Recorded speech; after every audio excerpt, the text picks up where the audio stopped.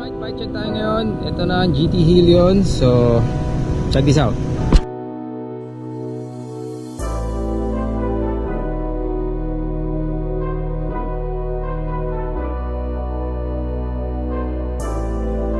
all know ng XC is more hardtail.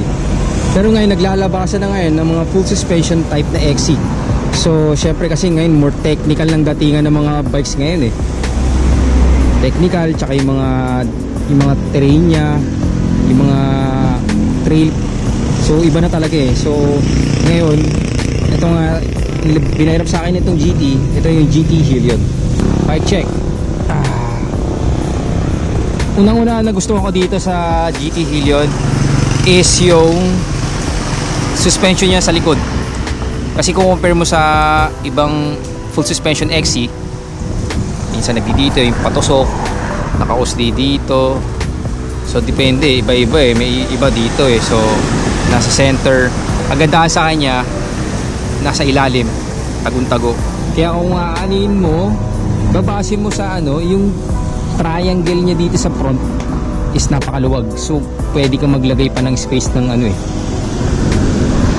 pwedeng water bottle, lagayan ng tent or anything na pwede mong lagyan. Alright, so ang nakasalpak sa kanya na rear suspension is yung Pax Float Performance. Kaya ako sabihin mo sa napakasawabi at sarap talagang laruin. Ayun, may lakad din siya. So climb, descent, trail, tatlong klase. Tapos ito yung linkage niya. Kung makikita mo ibang klase, nagdidito yung pinaka linkage pivot niya sa ilalim, papunta dito. Ayan o. Crank naman yung nakasalpak is a non-series na 2x na 38x24. Pasok naman tayo dito sa group set. Group set niya is naka-Giore siya na 10 speed. So may lock siya dito. So pwede mong magamit ang lock. Ang rim niya is naka WTB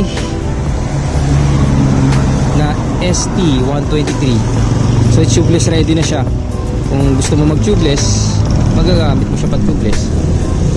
Pero sa ngayon naka interior type lang siya. Malinaw ang aking boses. Sa cockpit naman tayo. So ito yung cockpit naman niya is naka shifter niya is naka Giore na 10 speed as usual dun sa connection sa baba, and itong Shimano non-series. Yan. Ang handlebar niya is ang Altera, stock talaga to ng GT. Stems the same Altera, pero tingin ko ang haba nito around nasa 90 yun. At naka-negative na rin siya. Alright, pasok na tayo dito. Ang fork naman na gamit niya, nakasalpa ngayon sa build bike na to ng GT HELION is remote type siya na TK.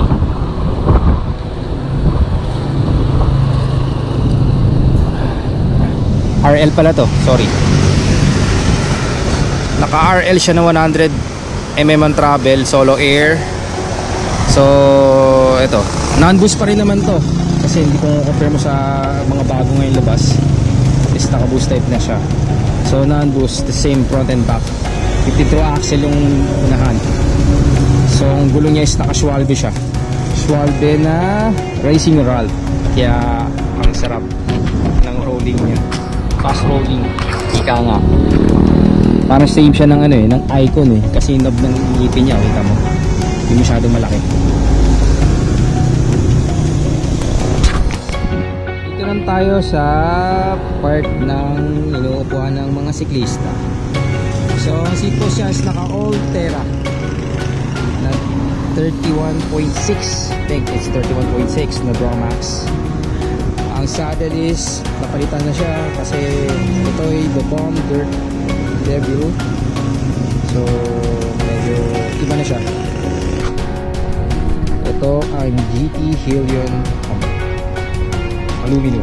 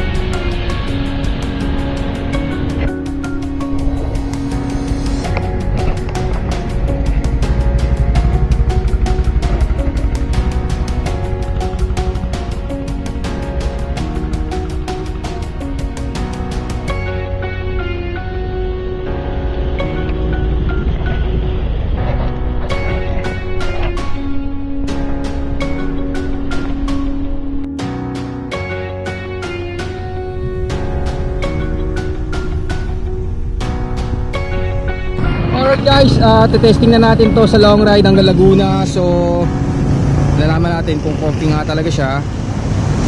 Test review, and also mapupuntahan ko na rin yung Laguna na may part na ako doon. So tingnan natin. Alright. Okay, so tinetest ko tong GT HELION sa long ride. So makita natin paano yung geometry.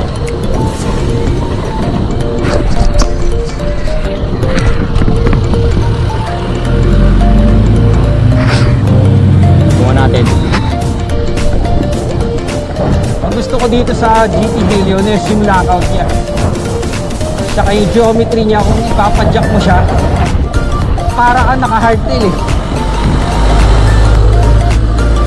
Dahil siguro sa position ng suspension niya, at the same time yung front triangle niya, kaya kapag pinapadyak ko siya, ang sarap.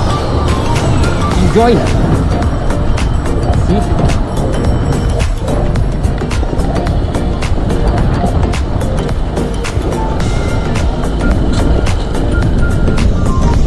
Same time, namimiss ko ang 29. So, pang 29 talaga, diba?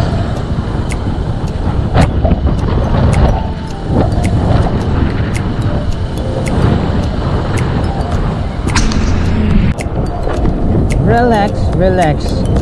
Padyak, mabibilan tayo dahil walang ensayo.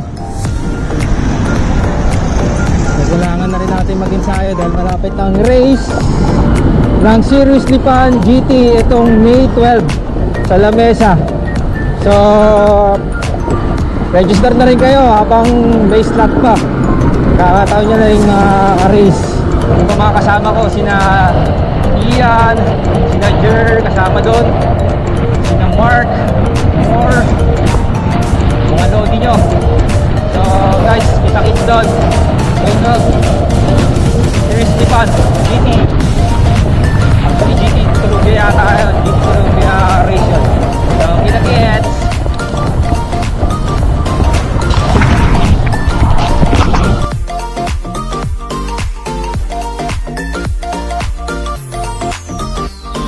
Na, may part na kahon. So testing. Ilang ahon? C5.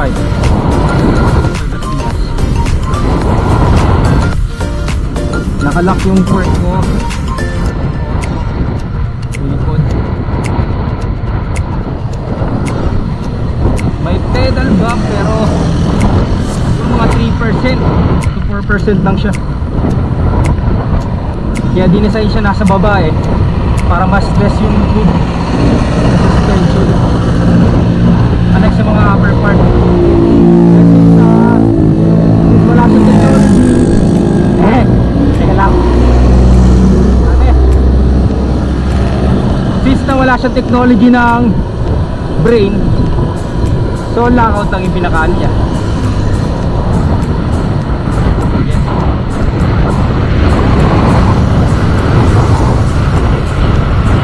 Natin dito.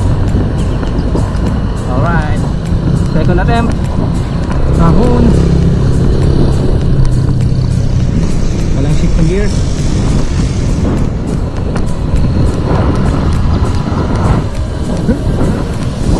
Tignan mo ko. At naka 8.5 yung sapatos ko. Sapatos ko. Diba? Forma. Hindi ako na-update eh.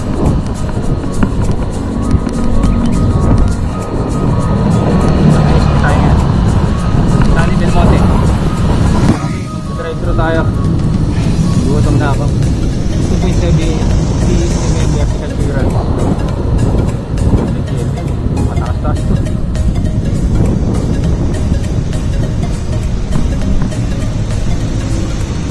Good morning. Good morning. Good morning. Hello? Hello po. Tao po.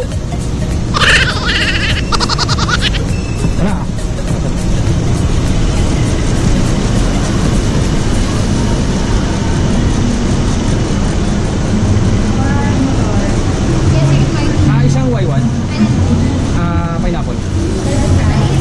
Regular lang. Ah, okay.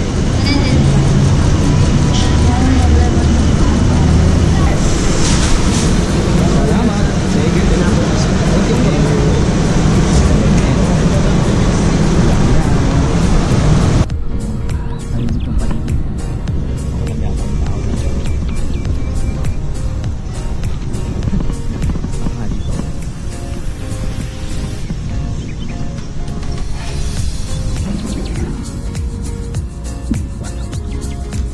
Breakfast. Y1. Value meal. Para natin review.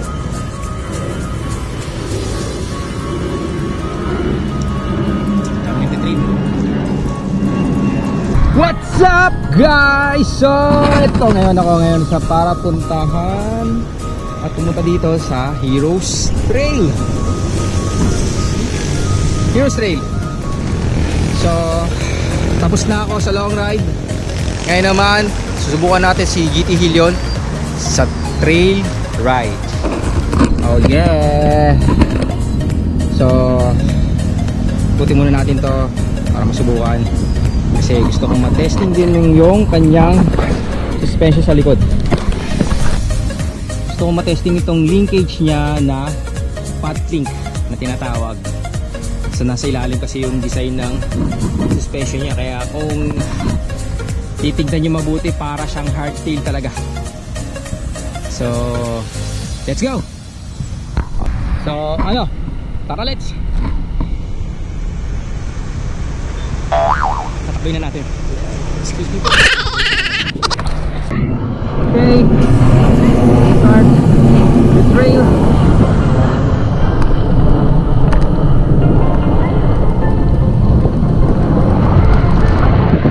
Strong trail ah.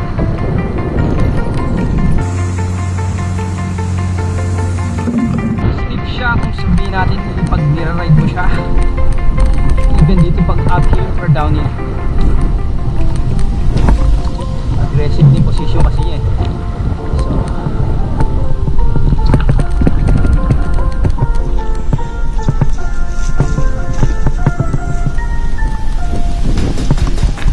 ayos din sa kanya sa climbing, even off-road.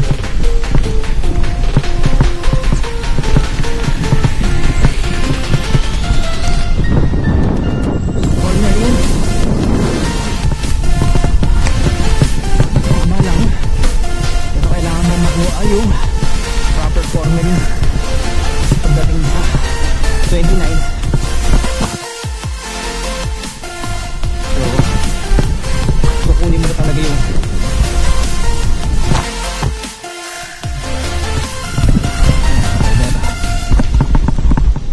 gusto na dito at pasok na sa loob.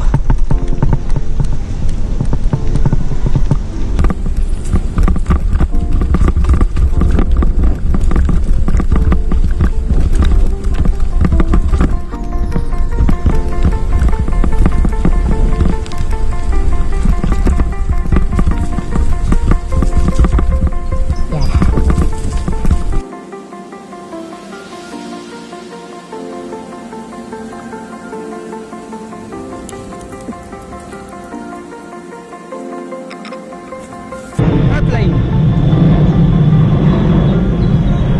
When it comes to trail,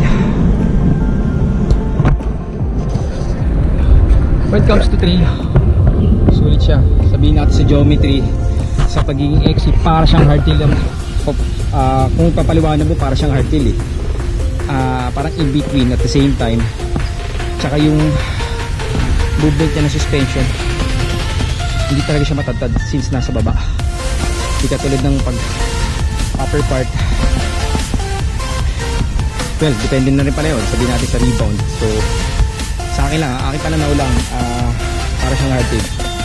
Kasi yung movement niya dahil dito sa GT link niya,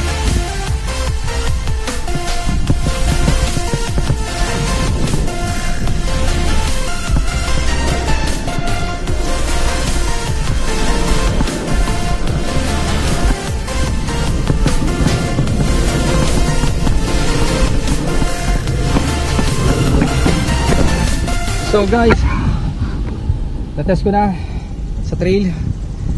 Enjoy ako. Sabihin natin talagang na-miss ko rin talaga ang pagbabike sa trail. Matagal-tagal na rin nakapag-bike. So when it comes to trail, enjoy siya. Hindi naman siya talaga sabihin natin is parang talaga totally aggressive. Pero siguro depende na sa setup.